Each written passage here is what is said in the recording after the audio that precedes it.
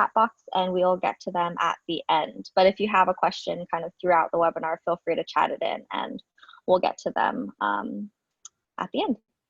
Awesome. All right, so like I said, we are super lucky to have some amazing guests today. So I will let them introduce themselves one by one. So whoever would like to go first can hop in. I can go first. My name is Barb Hendricks, and my current title with SRA is co-founder and senior advisor. Been with SRA for almost, I think, 18 years. And many of the panelists I've worked with on their journeys during college and post-college.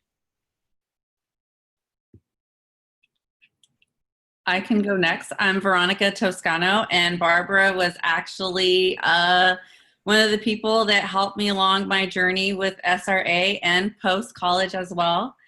I currently work at Cisco in the cybersecurity area, and I graduated from Santa Clara University back in 2008, so the worst time, like this. I can go next. My name's Amanda Piercy. I am trained as a social worker, and in my most recent position, I was a resource family development specialist. So I worked with families supporting children who were in the foster care system, and I worked developing and building a program to support children and families. I graduated from UC Berkeley, my undergrad degree in 2010. So just kind of, I believe that was toward the end of the crisis. I can go next. My name is Ricardo. I graduated in 2008 from UC Santa Barbara. I did mechanical engineering, and I now work for a automation company as I'm the robot and automation specialist. Hi everyone, my name is Sophie Lau. I'm sorry that you're not able to see me due to some tech failure, but I am also a graduate of 2007, so right before the recession, and I also graduated at UC Berkeley and then pursued my master's in social welfare along with Amanda 3 years ago. And currently, I'm a school social worker at the Wellness Center at Castro Valley High School. Formerly, I was with San Francisco Unified. Thanks. I'm Lily. I'm a graduate of 2010. I was scheduled to graduate in 2009, but I took a year off during college. And I'm currently a lawyer and a policy advocate. I work with the California Department of Social Services. And before that, I worked with some organizations on foster youth and education rights for kids in California. Janasha, do you mind introducing yourself? I know we're having some technical things, but I'm glad you're here. No problem. Thank you. Yes, hi everyone. I didn't hear what the questions were, but my name is Janasha Higgins. I graduated from high school in 2004.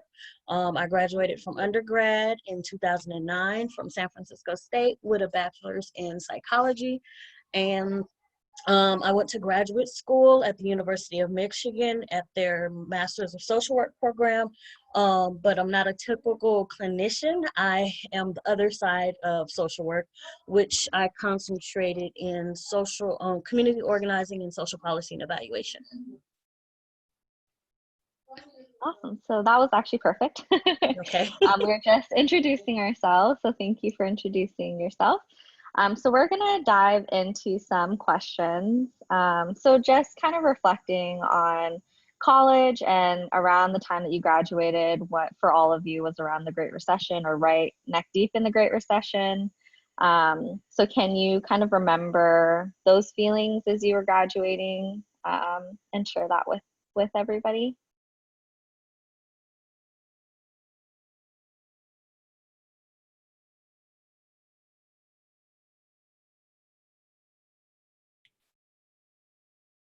Well, I guess I can start. So I graduated in 2008, and honestly, well, for me, graduating was, the best feeling ever, right? Like no more school, yeah. But then I didn't know what I was getting into, because I was hoping, like most of us, yeah, after college, I'm gonna have a good job. I'm gonna start doing, everything I learned. And but it wasn't easy. Uh, well, it wasn't easy for me because of several reasons. I didn't do well. Yeah, I didn't do internships when I was in college. So that was because I was mainly focused on finishing my career. Um, and then, like I said, I was to UC Santa Barbara, so I was living in Santa Barbara, but my plan was to move back to the Bay Area. So, because I got some offers, but I didn't want to stay there. I wanted to come back to the Bay Area. So, and I was like, okay, I'll be fine. I'm sure I'm gonna find a job. Um, but that wasn't the case. It took me. It was a lot of work. Um, to the point to again, it was just the beginning of the where the economy is starting to go bad, right? I believe, if I'm not mistaken, Bar, it was mainly 2009 when it actually hit really bad. So Yeah. the yeah, so 2000, the end of the 2008, it was just the beginning. So, um, but still, it wasn't easy. So what I well, as like some of Barb was my angel all through college and post college. So she was always there to motivate me and encourage me to keep trying. And something that I did and worked a lot for me is to network. Like everything in life, you're gonna have to network and talk to people. At the beginning of your career, you always have to sacrifice. Um, well, I guess your ego, your everything, right? Because it's just you have to start somewhere, and always like the first step is always the hardest, right? You have to. So why did I did a lot of stuff that I wasn't even thinking of. I mean, I would have never thought of doing. I did volunteer work. I even did some. Anyways, I worked for like I assisted a company for like doing fundraising. Again, just networking, getting to know people, and when people talk to another person, and finally I got a job. I got a job as an applications engineer, and I was like, I didn't even know what that was at the beginning. Ricardo, can you just elaborate? Can you hear me? Yes. Oh, can you elaborate on the connection, where that connection was made for your first job? Yeah, well, yes. Barb introduced me to someone from a organization. What's the name of that organization? Wardrobe for Opportunity. Wardrobe for Opportunity. So this organization, they assist people with, pretty much donate clothes for people to go into interview. They also train people how to interview and teach people how to present and how to look presentable. And they do a really great job. I was one of their clients, and also I was doing an internship helping them with their CRM system and organizing things. And then I even participated in a I don't know if that's what you want me to say. It was it was a parade, not a parade, like a fashion show. It was a fashion show. Yeah, fashion show. So I was one of the guys walking yeah. So it was. I mean, I wasn't. I would have never done something like that, but it was fun, and I met a lot of people through that organization. Actually, one of the I guess part of the foundation was the president of like, this company that I started working with, because she saw me there, and they gave me the opportunity for an interview, and I got the job.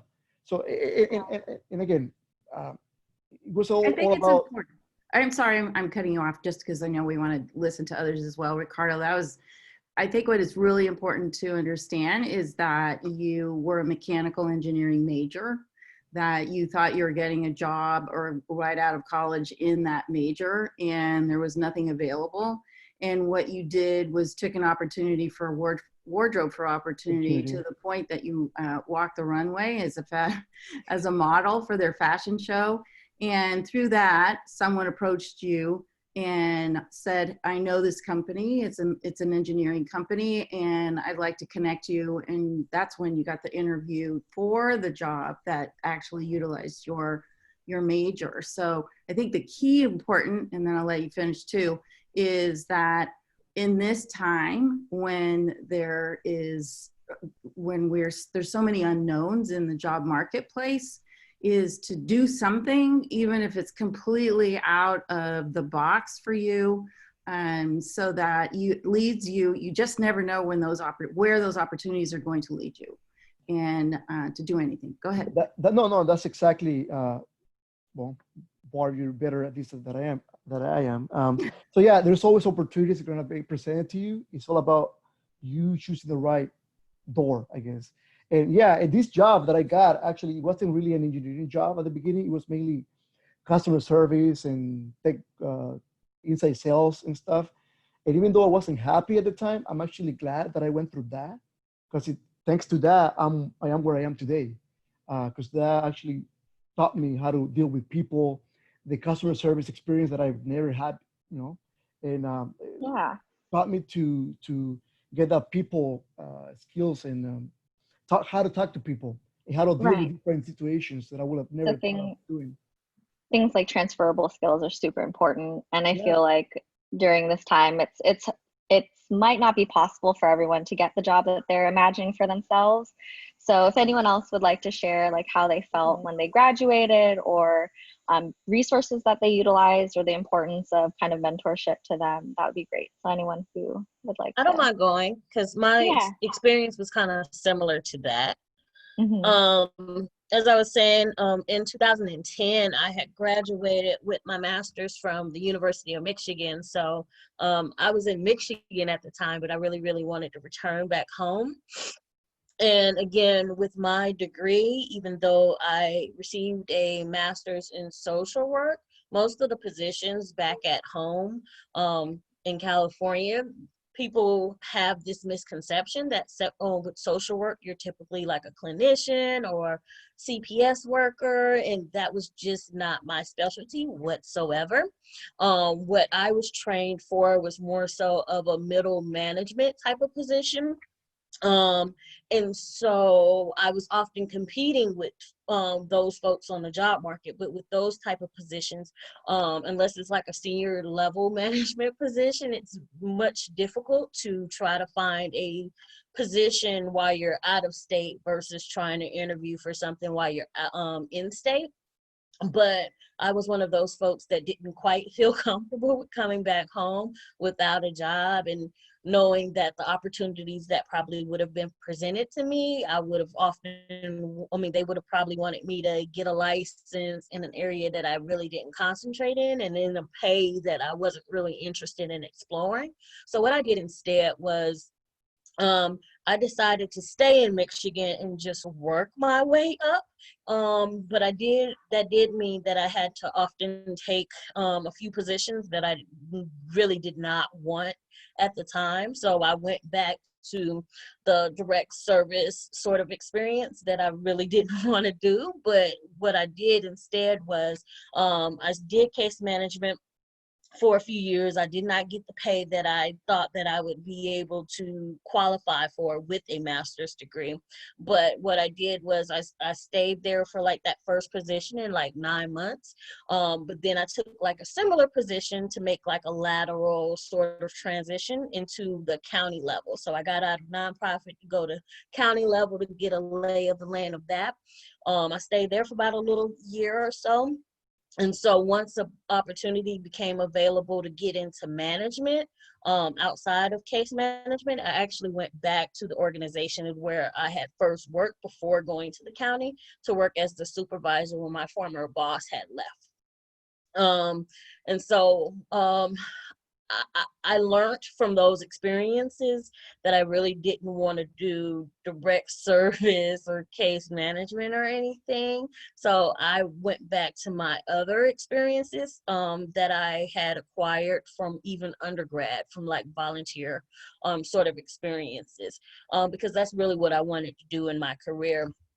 But throughout those whole times, what I had also relied on was thinking about where I wanted to be in my career. So in the midst of not having the ideal career, I often looked at job descriptions of postings, and also reached out to folks for informational interviews to figure out what steps I needed to take in order to get to my sort of dream level career. And then while doing that, I wanted to make sure that I was also continuously updating my resume as I acquired the skills that I was able to accomplish throughout those times. So I was always very strategic about how I moved in my positions, even if it was something that I really didn't want to get. So I'm happy to say now that I'm in my dream career, and this is actually the longest job that I've ever had. And it's everything that I imagined when I got my master's degree. So yes. That's great. Well, congratulations. I feel like Thank that's you.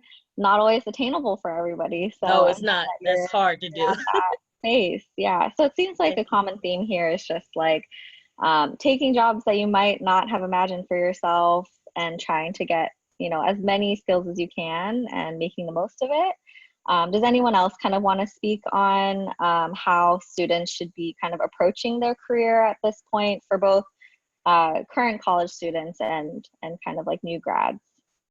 I want to add a little bit of a contrast because I had a different experience, and I don't know if other people will have this experience, but I just want to share. Yeah. I graduated from college undergrad in 2010, and I was very, very nervous because everybody was telling me it's a great time to be in school, stay in school, go to grad school right now, don't try to find a job.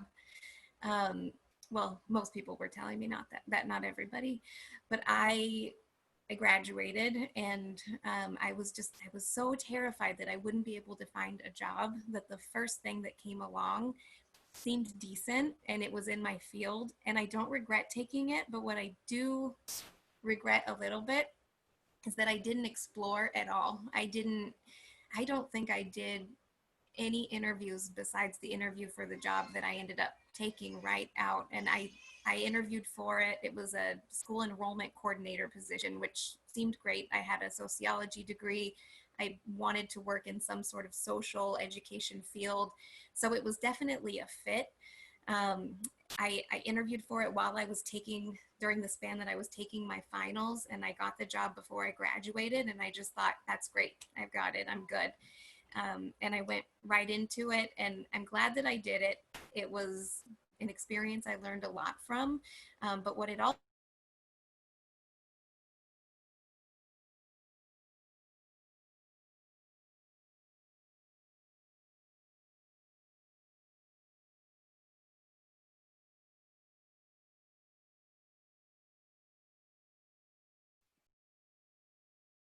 is may have to take a job that you don't want, or it may be the first job that comes along that is the job that you move forward with.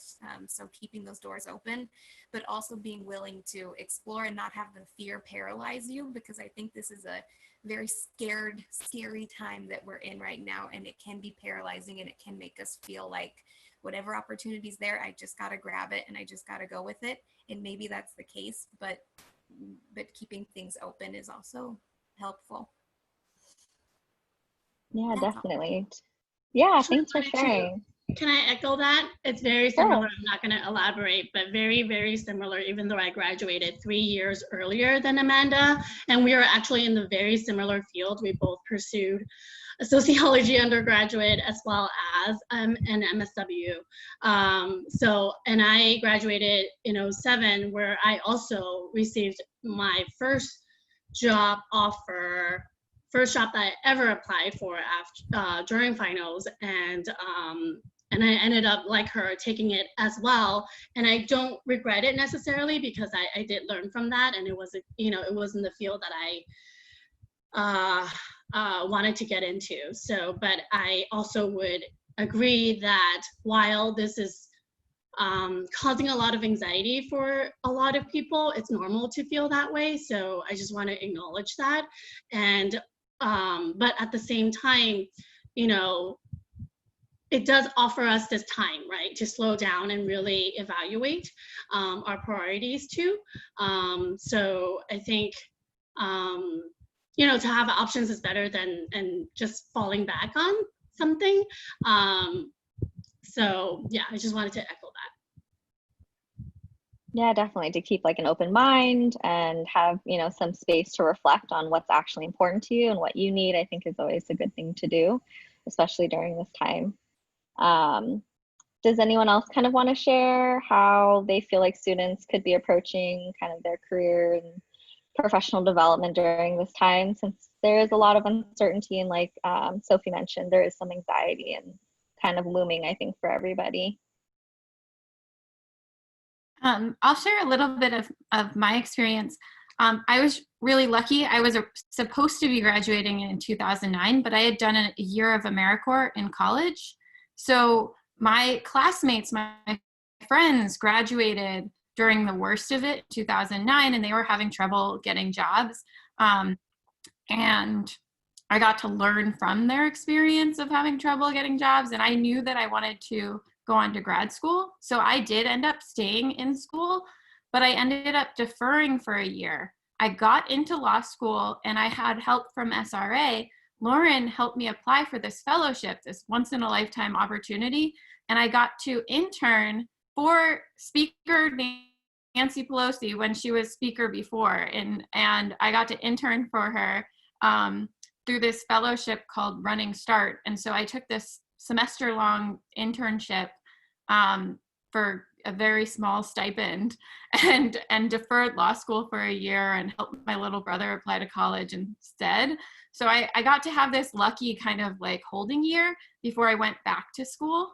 So for folks who are interested, like Amanda felt pressure to like stay in school, and like a lot of us were told to stay in school. I actually was on that track to stay in school, and then I got an opportunity that was too big to pass on, where I was able to defer law school for a year and take that opportunity.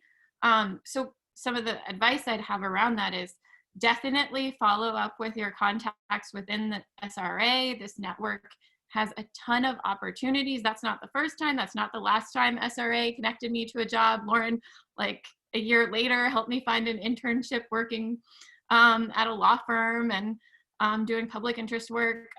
This is a really important network with lots of people in really powerful positions. You know, we've got a school board president in San Francisco and all these really awesome people in our network. So my advice would be to think about all the different options, just like you were told, like you can accept something you're not as interested in, but you could also just put yourself out there for schools and jobs, both of them. Put yourself out there and see what opportunities stick. But the biggest piece of advice I'd like to share is that it's okay to quit if you do something that you don't like. And I think a number of us have done that, is gotten into jobs that we thought were our dream job on paper, and then we were in them and we weren't happy. We were doing what we thought we were supposed to be doing on paper. It was good, but we wanted to do something different. So I just wanted to let you know early in your career, before you even start your career, that it is okay to try things and to work your hardest, but also to go on to other opportunities as they arise, and even to quit a job before you have something else lined up, and to do something you really enjoy and really love. And so I wish somebody had told me that before I agonized over switching jobs when I was, a few years out of law school. Can I just add something to that, Lily? I think that was really good. I think all of the panelists so far, their stories have been really helpful to those that are listening. I think it's also okay if you take jobs in an environment like this one that don't necessarily require a college degree while you are searching for that good job. So that it could be if you're, it doesn't matter what it is. You can work in restaurants, you can, if you are a swim instructor, you can be a barista at Starbucks. All those things will help bring in income while you are searching for a job. And then when you are interviewing, there is no shame in saying, well, due to COVID, I'm taking these 3 different jobs. I'm working these 3 different part-time jobs until I can find the job that I want. So that A, you're able to pay your bills while you're doing that. And B, it just shows that you're motivated to continue working even in an environment that we're in right now.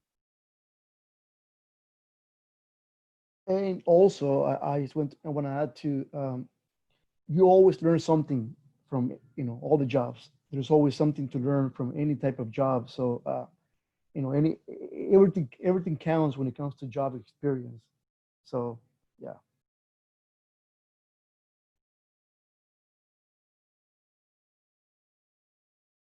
Yeah, and I think Veronica, you're trying to say something, but we couldn't quite hear you. But feel free to jump in when you can. But yeah, I think it's, again, like this theme of keeping an open mind and kind of being kind to yourself, as well as like reflective and figuring out exactly what you need at this moment and what you want for yourself in the future, I think is. How about now? Can you hear me? Oh, yes, yeah. I dialed in through my phone because the connection was bad, but I guess this is better.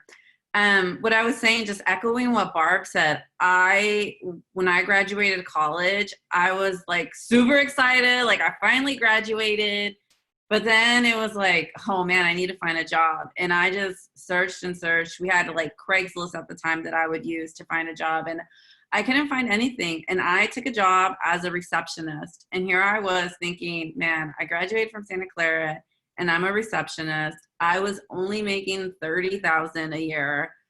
But to Barb's point, like I had bills to pay. And my whole image of like, my whole idea of going to college and graduating was so that I could take care of my family. And I felt so ashamed that here I was, graduated from Santa Clara, and I couldn't take care of my family and I had to stay at home.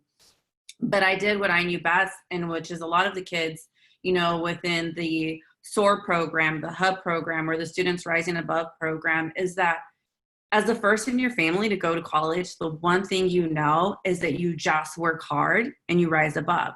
And that's exactly what I did. So within 6 months, I got promoted. And then a year later, I got promoted. And then I saw this opportunity at McAfee open up as an executive assistant. And I was like, oh my gosh, I don't want to be an executive assistant, but I figured I'd mirror what I did at this company that I first started with and get my foot in the door and then work my way up. And that's exactly what I did. And a key part of working my way up while I was at McAfee was being an executive assistant. That meant that I was meeting with executives every day. These are executives that I built relationships with, that I still continue to talk with to this day. And because of those relationships that I've built, and not only working as an executive assistant, but also looking forward to the job that I wanted, I would jump on projects with them. They would carry me over to other companies that they would join. And that's how I landed at Cisco. I followed one of my executives. He took 2 companies public, and now the third one that I'm with was acquired by Cisco. So it's really, you know what, you might not want to take the job that you want, but you take it, you kick butt, you build relationships, and you just foster those relationships. Yeah, networking is super important. So I'm glad you mentioned that. And that also seems, again, like a theme that networking is really important, leaning on mentors, leaning on resources that are available, whatever those may be, whether it's SRA related or not. But my next question is it's kind of in line with what you just said, Veronica. You seemed like you're really motivated to kind of get to where you wanted to be. You moved up in the company that you mentioned, and Janasha, you mentioned that you also kind of worked your way up. And so for those who are struggling with feeling motivated at this time, what would you kind of tell them, especially college students and new grads? How do you suggest they kind of stay positive and stay motivated? I would suggest thinking about your strengths and what you have to offer, which can sound kind of cheesy, but I think it's important, especially right now, because for 2 reasons. One, because a lot of the assets that people bring to a job are all of those things are still the same right now. People are still looking for those same qualities: adaptability, personability, quick thinking, all of those things. So think about those strengths that you have that are tried and true, that have always worked for you, that are things that are going to help you get a job, and focus on those strengths. It's going to help you feel better. And the second thing I'd say is focusing on opportunities and solutions right now, because I think we're in an environment where there's a lot of, for good reason, there's a lot of sadness and a lot of hurt, and that needs to be there and needs to be honored. But folks are also going to be looking for some light and some solutions oriented thinking, some innovative thinking. I think there's going to be room for that. So that's something that you can bring to the table right now. And that just has to do with, you know, being fresh and being right out of college and having, I hated it when people said this when I was younger, but bringing that youthful energy to the table. But it is a way of thinking that's different. And I think there's going to be demand for that. So what you're bringing is, it's great. And there's a lot of reason to feel good about.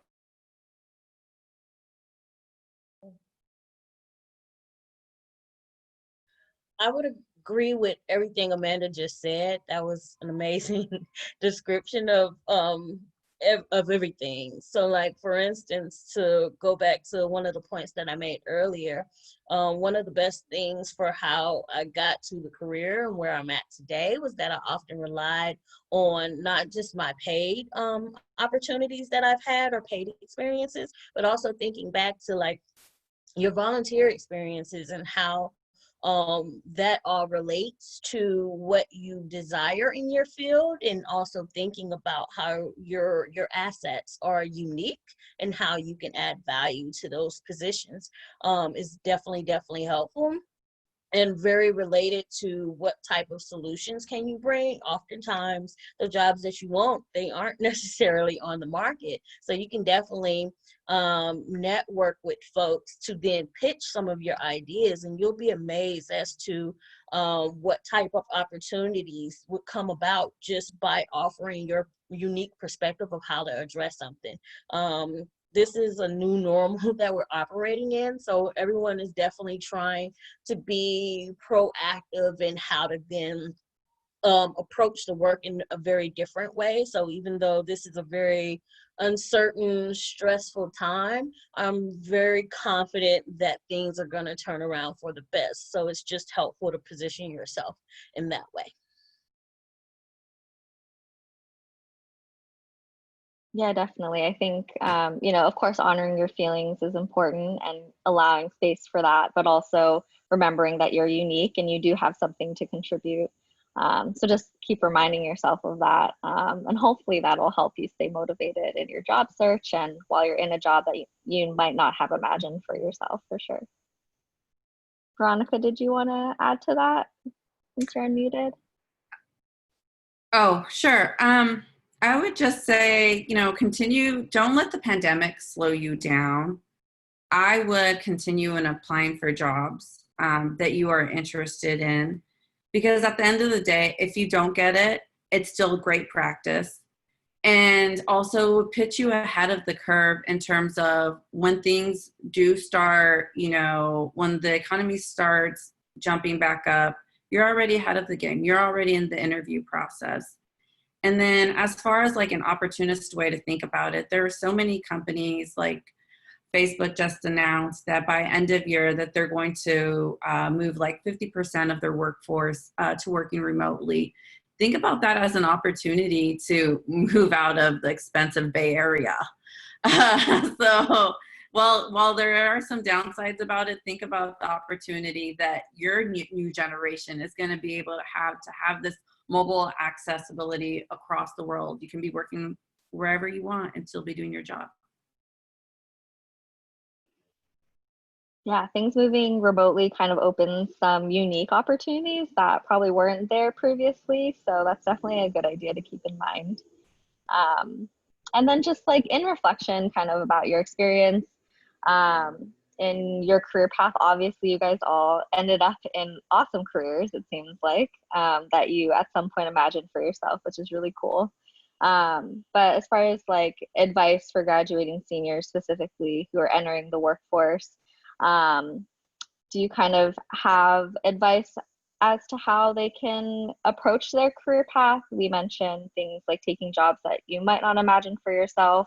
Is there anything else kind of related to career development or networking or gaining skills in unique ways that you can speak to that maybe you did or that you wish that you did in retrospect?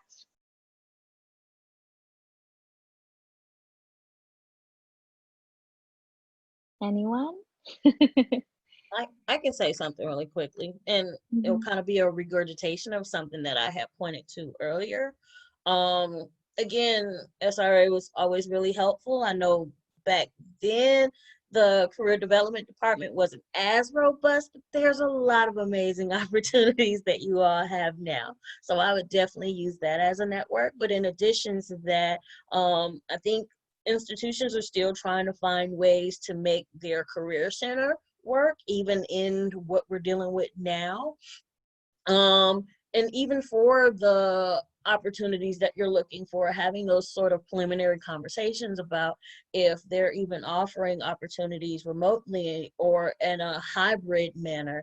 But I know for sure one of the things that was really helpful for me in terms of planning or backwards mapping throughout my career path was, again, those informational interviews. And like, even though you may not be where you want to be, trying to figure out what you want to do so that you can figure out how to get there is really, really critical. And even if that means trying to build on where you currently are and seeking those sort of opportunities out in that position that you don't want. A really great example for that for me was, for instance, in one of my direct service positions, I really didn't want to work with clients at the time. And I was so set on getting to my management or data sort of experiences that I kind of built an infrastructure for a organization to improve their performance to qualify for funding. And if I had not did that, then they wouldn't have been guaranteed funding. So like trying to pitch those ideas. And at the time I had a CEO who wasn't really supportive of that idea, and she actually left. So I was a supervisor at the time, and I had like 8 staff underneath me, and my boss, she left because she didn't think that we were going to get funding because we were under the tier requirement cutoff. So like, again, being unique, trying to build your skills so that you're thinking about how you can benefit the organization is absolutely critical.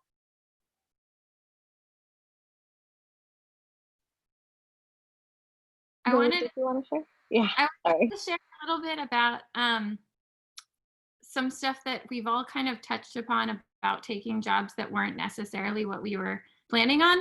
I knew what I wanted to do before I even went to college. I knew I wanted to work on changing the foster care system and making things better for other foster kids. I was inspired by folks like Barb who were helping give back in our community, and I knew I wanted to do that, but I didn't know how. So I ended up going to law school, becoming a lawyer, and now I'm not even practicing as a lawyer. I'm working in policy. I took a job that doesn't require a law degree, and I could have theoretically applied for when I was out of college. But I'm doing policy change using my law degree to, more effectively do this job. So I've taken pay cuts to do jobs that I like, to do the work that I like to do, or I've taken jobs that, like Barb was suggesting, are under the degree that I have, like Janice was talking about. So it's okay to take a job that doesn't line up with the skills or the degree you have. I think it's more important to do the things you love and you enjoy if you have that opportunity, even if it's for free. Even if you're doing one job to pay the rent and another job that's volunteer. I'd say the majority of my resume going into law school and in my early jobs was unpaid work, things that I just enjoyed doing and that you all have on your resumes as SRA bright stars. So keep doing things that you enjoy, help people, go work at shelters, and there's so much to be done during this crisis. People need help and support, whether it's fundraising or directly helping or doing IT for somebody remotely, whatever you want to do to help, a nonprofit or a community in need or your family members in some way. So keep doing those things. And then I did want to make a plug that the state is still hiring. So if folks wanted to join the State Department of Social Services and needed advice, send me an email. You guys hopefully have our emails. Right now, there's still jobs available at the state. That might not be true in 6 months, but currently we are still hiring folks because we implement the programs that help support people across the state. So thought I'd give that little plug as well. Thanks for sharing that. I can definitely field any questions that anyone has about that and share your information if you're comfortable after the webinar. Ricardo, did you want to say something? I just want to continue adding this almost the same thing that everybody keeps saying, like staying positive. Because even though you keep hearing the companies are letting people go and people are losing jobs, there's also a lot of companies that are still looking for new, especially new people, like college recent, like with new ideas, motivated to work. So there's still a lot of companies looking for that type of employees. And also, I just want to mention, I don't know if everybody's going to agree with me, but the first couple of years after college, to me, they were like college, with the exception that I was getting paid, because the first couple of years, you are still learning. And even though you feel like, oh man, I'm not getting paid enough, at that moment, you don't realize it, but I'm getting paid and I'm getting trained. It's like companies, the first couple of years, they invest a lot of money and time on you so you can learn what they do. Because, I mean, if you ask me, yeah, I got my degree in mechanical engineering, but everything that I know now and everything that I use on a daily basis, is basically I learned all that from the work experience. My job taught me, pretty much what I know now. Of course, school was my foundation, and it was a proof that I'm disciplined and I can get things done. But again, companies actually, they invest in you. It's like again, it's like going to college again, with the exception that you're getting paid. Right. So just so making the most of those experiences and really trying to learn as much as you can. Yeah. So don't feel that if you get a job and you're not, maybe it's not what you were thinking or not what you were hoping to get paid. I mean, just look at the positive side and look at what you are learning from those experiences. Yeah, definitely. Sophie, did you have something to add?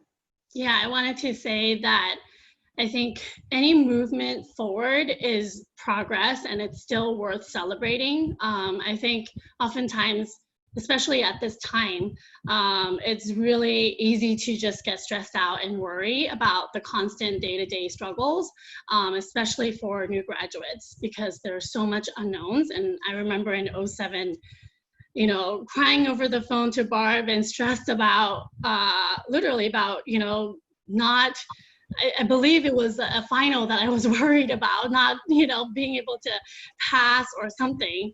And then, obviously, I was able to do that and got the first job that I wanted. But I think right now at this time, similarly, to emphasize self-care and pacing yourself as you move forward and setting, and I think to do that is you can concretely and practically, set short-term goals for yourself, whether it's on a daily basis or weekly basis.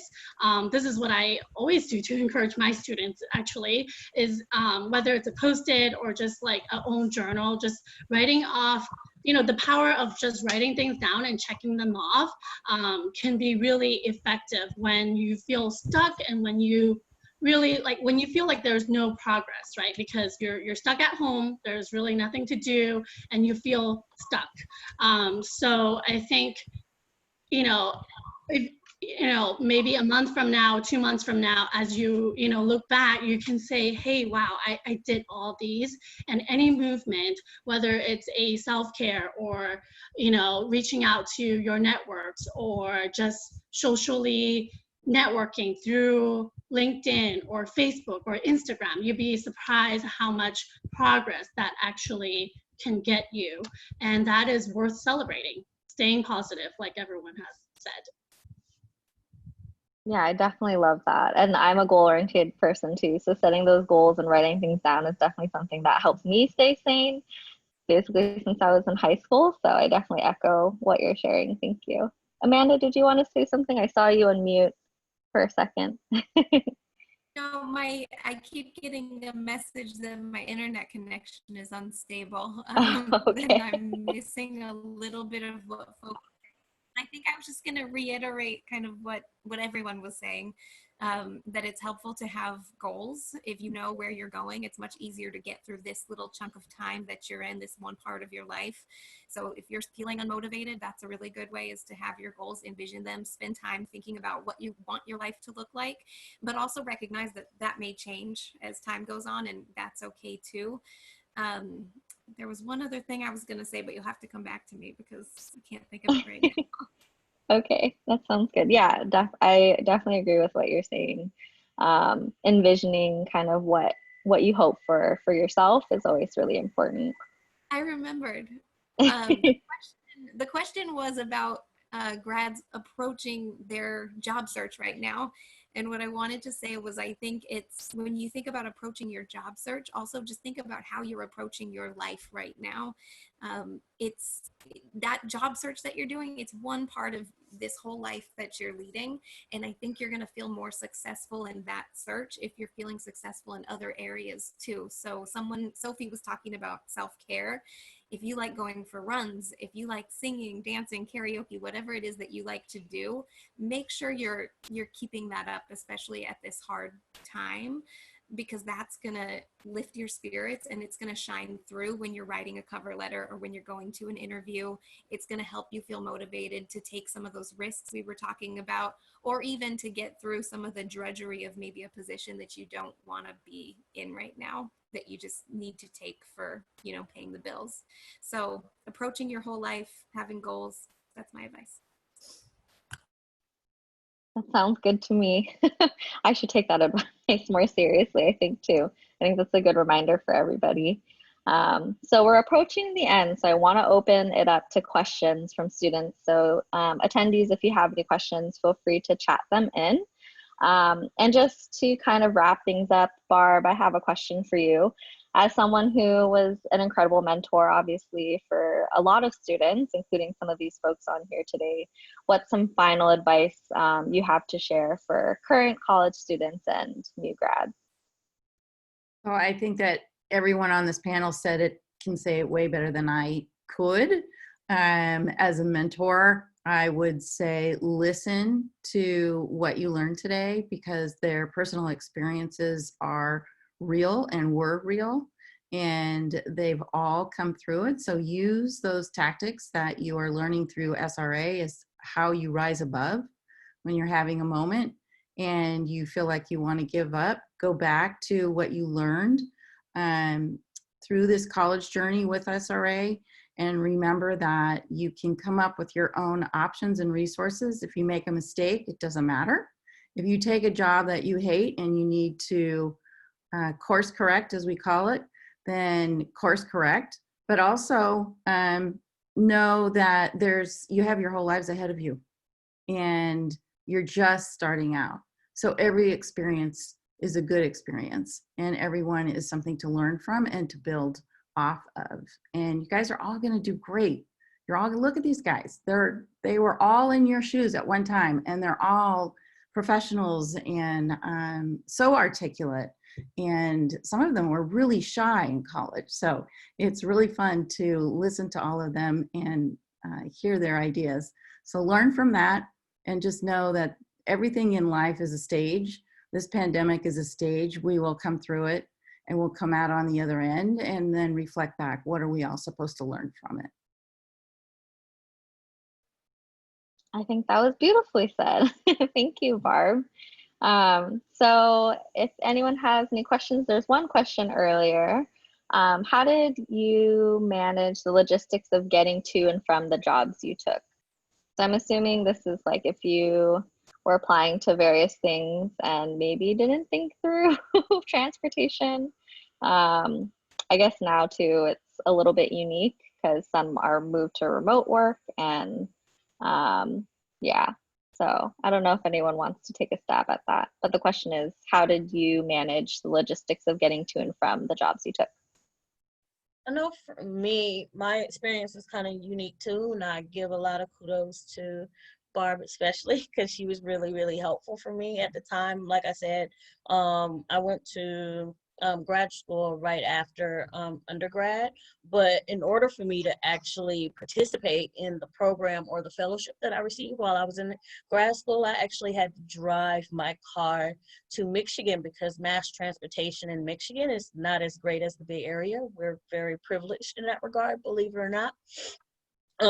But my car, it was kind of old. It was a 93 at the time. And again, this was like in 09. So I actually had to rebuild my transmission in order to get there. But when I got to Michigan, that was one of the ways that I was only able to get around. Otherwise, I think I would have had the issue with getting around on mass transportation. And I know mass transportation is something that's of issue right now due to trying to reduce your risk of being exposed. So.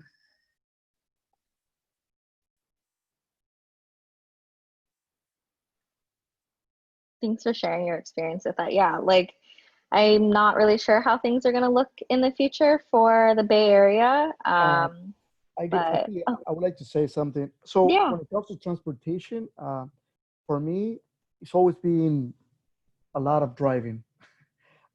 So picture this. When I got my first job, I was living in San Francisco. Then I moved to Daly City, but the job was in Pittsburgh. So I was driving from Daly City to Pittsburgh, and I did that for 2 years. Then I moved to Walnut Creek, which was a little closer. And then I found a job in San Francisco. So I was actually doing the other commute.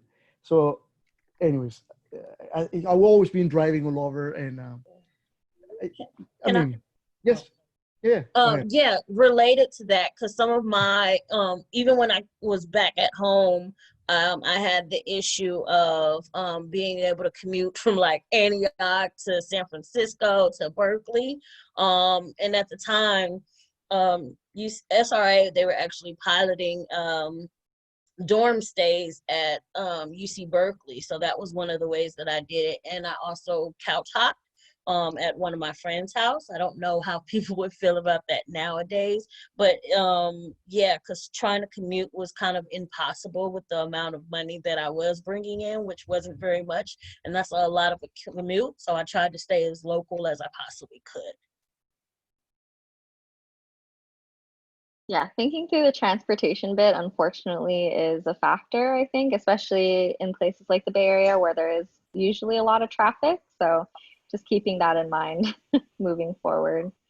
So next question, it says, I'm curious how everyone's work has been affected by the pandemic. What are the challenges and maybe what are some unexpected positives? Actually, I was thinking about that because I think one positive that has came up for me, although I think the pandemic has shifted a lot of people and our roles and responsibilities too. For me, it is because I'm a school social worker, I do provide direct service or direct one-on-one interactions when we were on site, but due to the sheltering in place, I am now having to do telehealth over the phone, so like phone counseling with students and or parents and providing case management that way.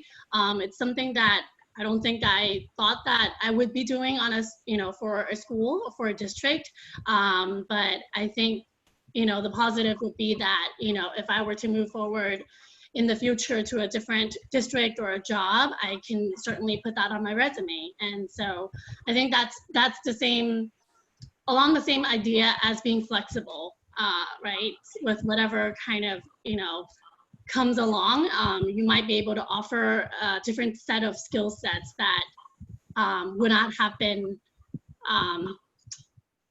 introduced. So yeah.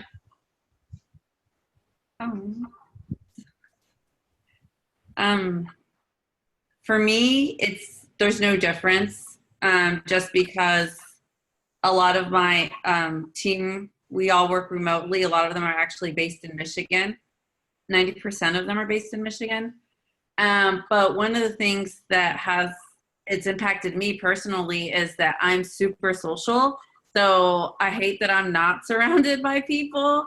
So what I do is I set up chismear, which means gossip in Spanish, time with my coworkers that I really get along with, and just talk to them, and that kind of brings me the life that I need, because I need other people's energy, because I'm really big on being extroverted.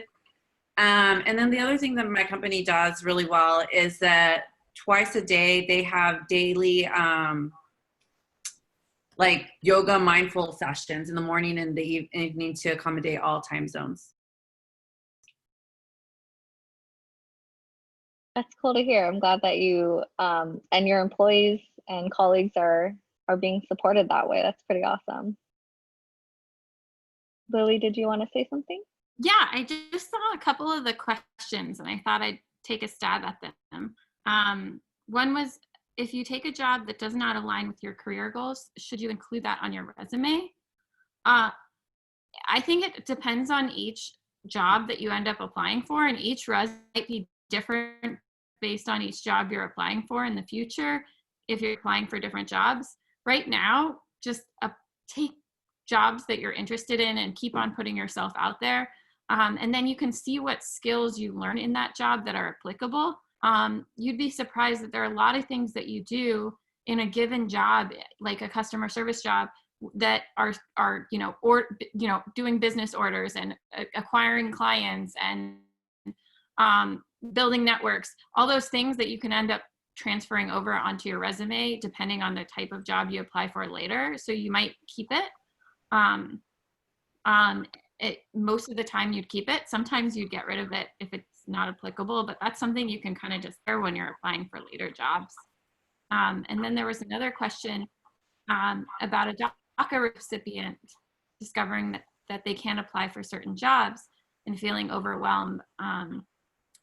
And I just wanted to send positive hopes for you in your job process.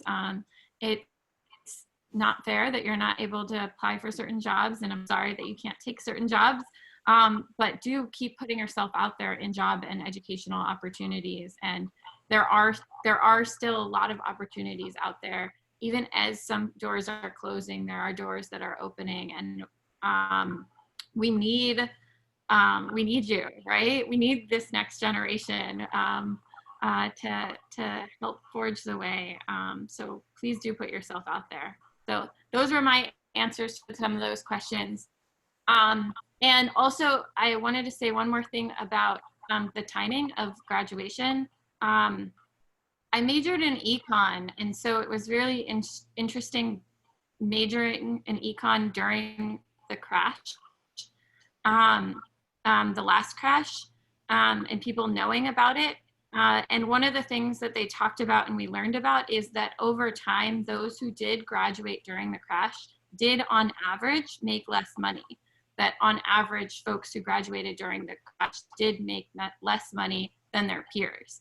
But that's on average. So there are multiple things you can do to you're not average. You're a Students Rising Above scholar. You're putting yourself out there. You're doing things. We are all graduates, which on average we shouldn't be. So you're not average. Put yourself out there, try hard. And you can choose to continue education and graduate another time. There are grad schools that are still accepting applications and not making you take the GRE, and there's all kinds of opportunities. So please apply for jobs, but also still think about if you want to apply for studying in another country or doing something different, or an opportunity online that you never thought of. So those are my last pieces of advice. Can I add a response really quickly to Brenda's question? And I apologize, my baby came in. Oh my God, sorry. but yes, related to the job, one of the things that I really do is, because my experiences throughout the course of my career has varied all over the place. One of the things that I do is I maintain a master sort of resume, I guess you can say, of everything that I've had. And then when it comes time to actually applying for opportunities, then I would tailor those responses that are specific to that position. But in addition to that, I also think about my transferable skills. So even if it's not directly related, making sure that you're lifting up like your cover letter to say, oh, I may not have this direct experience, but this opportunity might directly relate. So. Yeah, master resume is actually something that Denise and I always encourage our students to do. It's definitely a great piece of advice, so that you can later kind of target your resume a little bit more, because you never know kind of the skills that will be attained through that particular opportunity that you're currently doing. So add it to your resume, your master resume. It may come in handy later. Does anyone have any final thoughts before we end? Because we're over time, but I just want to say one thing. If you get a job and you're not happy with it, that's fine. Like we said before, there's always something that you learn from every job and from every experience. And actually, and that's, I was always told the best job, the best time to look for a new job is when you have a job. So do not wait until you don't have a job to start looking for a new job. Just try to keep your doors open, opportunities open. Just try to find, if you're not happy at a place, you don't have to stay there. And again, you don't feel bad about leaving a company if you're not happy at that place. And again, the best time to look for a new job is when you have a job. That's all I wanted to say. I just want to thank everyone, all the panelists. Sorry, Kaitlyn. I am so proud of all of you, and thank you for making the time, because I know even though you may be working from home, how busy you are. So when I did the ask, I was really pleased that you all agreed. So thank you so much. It really means a lot.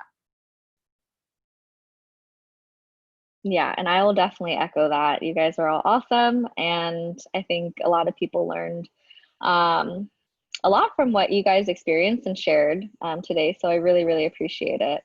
And unless anyone has any final words, I think that is it.